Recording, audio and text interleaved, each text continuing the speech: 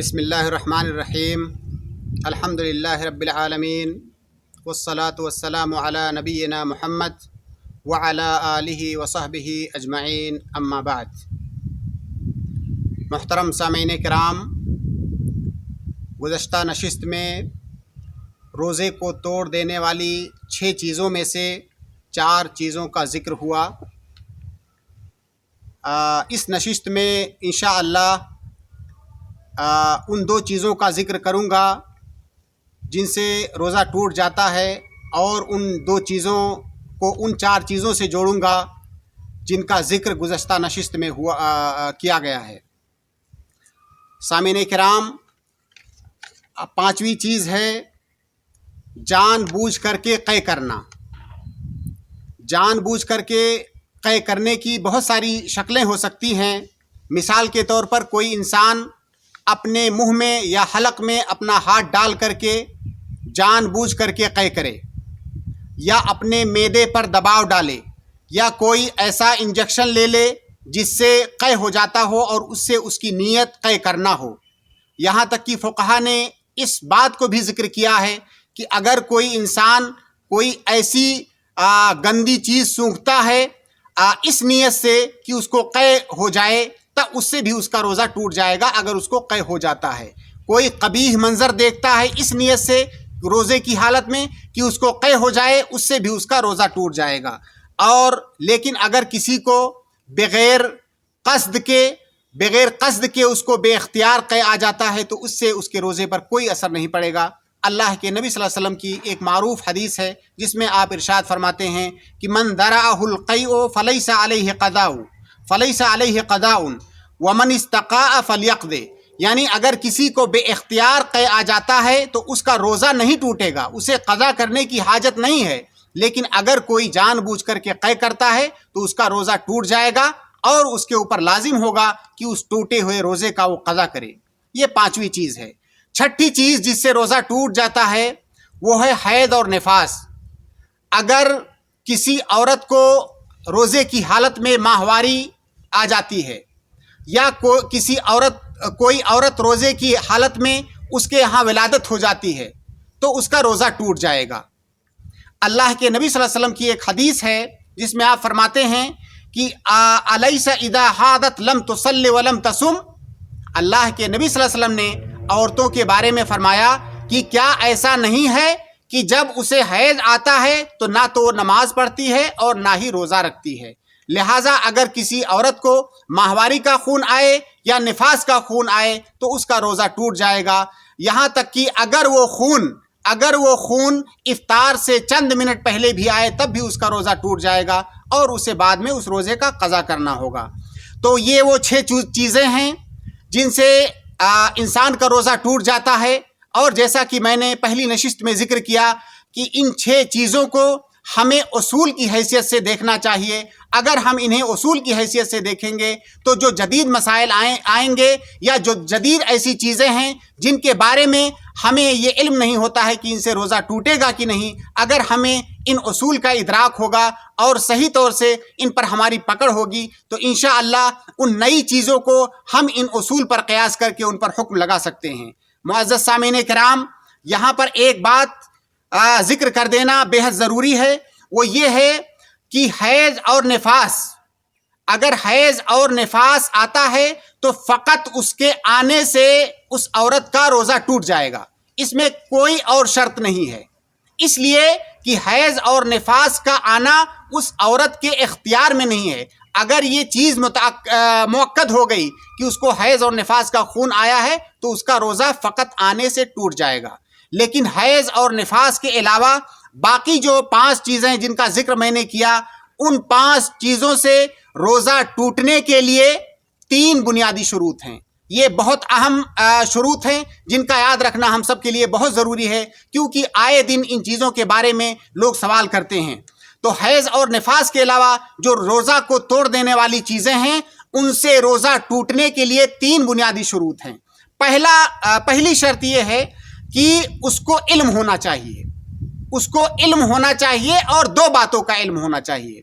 एक तो इस बात का इल्म होना चाहिए कि इन चीज़ों से हमारा रोज़ा टूट जाएगा, دوسرا علم اس بات کا ہونا چاہیے، اسے معلوم ہونا چاہیے کہ اس وقت یہ جس وقت میں ہم موجود ہیں یہ وقت روزہ رکھنے کا ہے، ابھی افطار کرنے کا وقت نہیں ہوا ہے، یعنی وقت کے بارے میں اس کو علم ہونا چاہیے۔ اگر ان دونوں چیزوں میں سے کسی کا علم اس کے پاس نہیں ہے اور اس نے جہالت میں ان 5 کاموں کا ارتکاب کر دیا جن کا ذکر کیا گیا ہے تو اس کا روزہ نہیں ٹوٹے گا۔ مثال کے طور پر جیسے کسی انسان کو نہیں معلوم ہے کہ بیوی سے صحبت کرنے سے روزہ ٹوٹ جائے گا اور اس نے صحبت کر لیا، بعد میں کسی نے اس سے بتایا کہ جو ہے اس سے تمہارا روزہ ٹوٹ جائے گا، تو اس کا روزہ نہیں ٹوٹے گا کیونکہ اس کے پاس علم نہیں تھا اس کے حکم کا۔ وقس علی ذالک، جو دیگر امور ہیں ان کو بھی اسی پر قیاس کر لیجئے۔ اگر علم نہیں ہے کہ ان سے روزہ ٹوٹ جائے گا اور اس نے ان کا ارتکاب کر دیا تو اس کا روزہ نہیں ٹوٹے گا، اسے قضا نہیں کرنی ہوگی۔ اسی طرح سے اگر اسے وقت کا علم نہیں ہے، مثال کے طور پر اس نے سحری کا وقت ہوا لیکن اس کو علم نہیں ہو سکا، سحری کا وقت ختم ہوا لیکن اسے علم نہیں ہو سکا اور وہ مسلسل کھاتا پیتا رہا، تھوڑی دیر کے بعد اس کو پتا چلا کہ میں تو سحری کا وقت تجاوز کر کے میں کھاتا پیتا رہا، تو اس کا روزہ صحیح ہے، اس کا روزہ نہیں ٹوٹے گا۔ اس کی دلیل عدی بن حاتم رضی اللہ تعالی عنہ کا وہ مشہور واقعہ ہے کہ جب قرآن کریم کی آیت نازل ہوئی حتی یتبین لکم الخیط الابیض من الخیط الاسود من الفجر، اس کا معنی یہ ہے کہ جب فجر صادق طلوع ہو جائے تو کھانے پینے سے رک جاؤ۔ انہوں نے اس کا مطلب یہ سمجھا کہ ایک کالا دھاگا ہو ایک سفید دھاگا ہو، جب وہ کالا دھاگا سفید دھاگے سے واضح ہو جائے اور ان دونوں میں فرق کرنا ہمارے لیے ممکن ہو، اس وقت ہمیں کھانا پینا بند کرنا ہے۔ انہوں نے قرآن کا غلط مطلب سمجھا اس آیت کا اور وہ کھاتے پیتے رہے، وقت کے بارے میں انہیں علم نہیں ہوا۔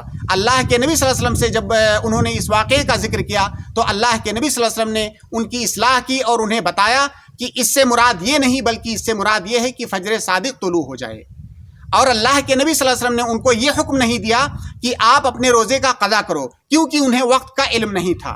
اسی طرح سے اگر کوئی انسان بدلی کی وجہ سے یا کسی اور وجہ سے یہ سمجھ بیٹھا کہ سورج غروب ہو چکا ہے اور اس نے روزہ افطار کر لیا، تھوڑی دیر کے بعد اس کو پتا چلا کہ نہیں ابھی تو سورج نکلا ہوا ہے، ابھی دن ہے، ابھی غروب نہیں ہوا ہے، تو وہ کیا کرے گا؟ اس کا روزہ نہیں ٹوٹے گا کیونکہ اسے وقت کا علم نہیں ہو سکا۔ اس کی دلیل بھی موجود ہے حدیث کے اندر۔ اسماء بنت ابی بکر رضی اللہ تعالی عنہا کی ایک روایت ہے کہ اللہ کے نبی صلی اللہ علیہ وسلم کے زمانے میں ایک ایسا واقعہ پیش آیا کہ آسمان پر بدلی تھی، لوگوں نے یہ سمجھا کہ سورج غروب ہو چکا ہے اور لوگوں نے افطار کر لیا، تھوڑی دیر کے بعد سورج نکل آیا، پھر لوگوں کو علم ہوا کہ ہم سے تو غلطی ہو گئی۔ اللہ کے نبی صلی اللہ علیہ وسلم نے ان سے روزے کو پورا کرنے کے لیے کہا اور یہ نہیں کہا کہ تم اس کا قضا کرو۔ اس کا مطلب اگر وقت کے بارے میں ہمیں علم نہیں ہے اور ہم نے ان چیزوں کا ارتکاب کر دیا تو ہمارا روزہ نہیں ٹوٹے گا۔ یہ پہلی شرط ہے، یعنی علم ہونا۔ دوسری شرط ہے یاد ہونا۔ اگر کوئی بھول کر کے ان 5 امور میں سے کسی امر کا ارتکاب کر بیٹھے تو اس کا روزہ نہیں ٹوٹے گا۔ اللہ کے نبی صلی اللہ علیہ وسلم کی حدیث ہے کہ من نسی وهو صائم فاکل او شرب، کہ اگر روزے کی حالت میں کوئی بھول کر کے کھا پی لے تو اپنے روزے کو فلیتم صومہ، اپنے روزے کو پورا کرے، وہ قضا نہیں کرے گا، اپنے اسی روزے کو پورا کرے گا کیونکہ اس کا روزہ ٹوٹا نہیں ہے، یہ اللہ رب العالمین نے اس کو کھلایا پلایا ہے۔ تو اگر کوئی بھول کر کے ان امور کا ارتکاب کرتا ہے تو اس کا روزہ نہیں ٹوٹے گا، یہ دوسری شرط ہے۔ تیسری شرط ہے کہ وہ مکرہ نہ ہو، یعنی اس کو مجبور نہ کیا گیا ہو۔ اگر کوئی آدمی کسی روزے دار کو مجبور کرے کہ ان 5 امور میں سے کسی امر کا ارتکاب کرے، مجبوری کی حالت میں اس نے ان 5 امور میں سے کسی امر کا ارتکاب کیا تو اس کا روزہ نہیں ٹوٹے گا، کیونکہ ہماری شریعت کا معروف قاعدہ ہے جو اس حدیث کے اندر ہے۔ اللہ کے نبی صلی اللہ علیہ وسلم فرماتے ہیں کہ ان اللہ تجاوز عن امتی الخطأ والنسیان وما استکرہوا علیہ، اللہ رب العالمین نے میری امت کی غلطیوں کو اور ان کے بھول چوک کو معاف کیا ہے، اسی طرح سے اگر وہ مجبور کیے گئے کسی کام پر تو اس کو بھی اللہ رب العالمین نے معاف کیا، اللہ رب العالمین معاف کر دیتا ہے، اس پر اس کا مواخذہ نہیں کرتا ہے۔ قرآن کریم کی معروف آیت ہے جس میں اللہ رب العالمین نے کہا ہے کہ الا من اکرہ وقلبہ مطمئن بالایمان، اگر مجبوری کی حالت میں کسی نے کفر بھی کر دیا تو اللہ رب العالمین اس کا مواخذہ نہیں کرے گا۔ کفر جس سے بڑا کوئی گناہ نہیں ہے، اگر اس پر مواخذہ نہیں ہے تو بھول کر کے یا مکرہ حالت میں، مجبوری کی حالت میں اگر کوئی روزہ افطار کر لیتا ہے تو اس کا روزہ نہیں ٹوٹے گا۔ لہٰذا یہ تین چیزوں کا جاننا ہمارے لیے ضروری ہے، علم کا ہونا، یاد ہونا اور مجبور نہ ہونا۔ ان تین چیزوں کے پائے جانے کے ساتھ اگر یہ تین چیزیں نہیں پائی جا رہی ہیں اور کسی نے مفطرات صوم میں سے کسی چیز کا ارتکاب کر دیا تو اس کا روزہ نہیں ٹوٹے گا۔ یہاں پر ایک اور بہت ہی اہم بات ہے یا بہت ہی اہم سوال ہے جس کا جواب جاننا ہمارے لیے بہت ضروری ہے، وہ یہ ہے کہ اگر ان مفطرات صوم میں سے کسی کا ارتکاب ہم سے ہو گیا تو ہمیں کیا کرنا ہے؟ اس سوال کا جواب جاننے کے لیے ہمیں اس سوال کو تین حصوں میں بانٹنا ہوگا۔ پہلا حصہ یہ ہے کہ اگر کسی عورت کو حیض اور نفاس آتا ہے تو وہ عورت پر کوئی گناہ نہیں ہے، اس کا صرف روزہ ٹوٹ جائے گا، بعد میں اس کو قضا کرنا ہوگا۔ یہ پہلا حصہ۔ دوسرا حصہ یہ ہے کہ اگر کسی انسان نے جمع کر لیا جان بوجھ کر کے تو پہلی بات تو وہ گنہگار ہے، اسے توبہ کرنا ہے۔ دوسری بات، اسے کفارہ ادا کرنا ہے۔ اس کا کفارہ یہ ہے جو میں نے پچھلی نشست میں ذکر کیا تھا، جس صحابی نے روزے کی حالت میں اپنی بیوی سے جمع کر لیا تھا تو اللہ کے نبی صلی اللہ علیہ وسلم نے ان کو تین آپشن دیا تھا، یا تو وہ ایک غلام آزاد کریں، یا 2 مہینے کا مسلسل روزہ رکھیں، یا 60 مسکینوں کو کھانا کھلائیں، تو اسے کفارہ مغلظہ کہتے ہیں، اور اسے جس آدمی نے جان بوجھ کر کے جمع کیا ہے اسے کفارہ مغلظہ ادا کرنا ہوگا۔ تیسری چیز، اس کو اس روزے کا قضا بھی کرنا ہوگا جس روزے کو اس نے توڑا ہے۔ یہ جمع کے سلسلے میں ہے۔ اس کے بعد 4 چیزیں بچتی ہیں، حیض اور نفاس اور جمع کے بعد 4 چیزیں بچتی ہیں۔ اگر ان 4 چیزوں میں سے کسی کا بھی ارتکاب کیا ہے تو اول تو وہ گنہگار ہوگا، اسے توبہ اور استغفار کرنا ہے، اور دویم اسے اس ٹوٹے ہوئے روزے کا، جس روزے کو اس نے توڑا ہے، اس کا قضا کرنا ہے۔ سامعین کرام، یہاں پر ایک چیز اور بھی تنبیہاً میں ذکر کر دوں کہ یہ ساری چیزیں جن کا ابھی ذکر ہو رہا تھا، جن کو ہم نے ذکر کیا ہے کہ یہ مفطرات صوم ہیں اور ہمیں ان کا ارتکاب نہیں کرنا ہے، یہ ساری چیزیں فرض اور واجب روزے کے سلسلے میں ہیں۔ اگر ہم نفلی روزہ رکھے ہوئے ہیں تو ہم جب بھی چاہیں، جس وقت بھی چاہیں، ہم افطار کر سکتے ہیں۔ ہمیں شریعت نے اختیار دیا ہے، ہمیں اس بات کے لیے مجبور نہیں کیا ہے کہ ہم اپنے نفلی روزے کو پورا کریں، بلکہ دن کے کسی بھی حصے میں ہم اپنے روزے کو کسی بھی طریقے سے توڑ سکتے ہیں۔ اللہ کے نبی صلی اللہ علیہ وسلم کا معروف واقعہ ہے کہ آپ گھر میں داخل ہوتے تھے، کھانے پینے کی کوئی چیز طلب کرتے تھے، نہ ہونے کی صورت میں اللہ کے نبی صلی اللہ علیہ وسلم کہتے تھے کہ میں روزے سے ہوں۔ اسی طرح سے اور بھی ادلہ ہیں شریعت کے اندر جن سے پتہ چلتا ہے کہ اگر آپ نے نفلی روزہ رکھا ہوا ہے تو آپ وہ روزہ کبھی بھی توڑ سکتے ہیں۔ تو یہ وہ امور ہیں جن سے روزہ ٹوٹ جاتا ہے۔ اللہ رب العالمین ہمیں فقہ فی الدین عنایت فرمائے، اور اللہ رب العالمین ہمیں دین کو سمجھنے کے ساتھ ساتھ دین پر عمل کرنے کی توفیق عطا فرمائے۔ وآخر دعوانا ان الحمد للہ رب العالمین، والسلام علیکم ورحمۃ اللہ وبرکاتہ۔